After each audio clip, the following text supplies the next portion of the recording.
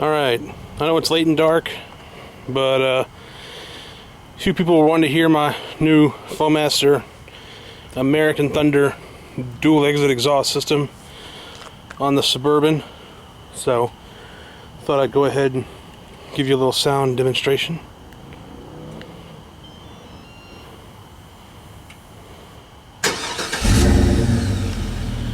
Sounds nice and deep. It is not loud at all.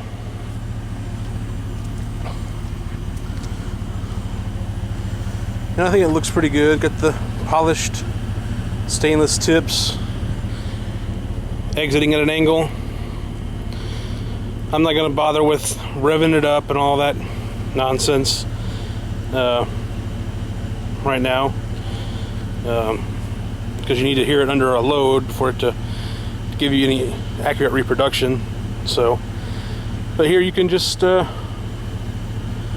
what it sounds like starting up, and I'll do it again for you.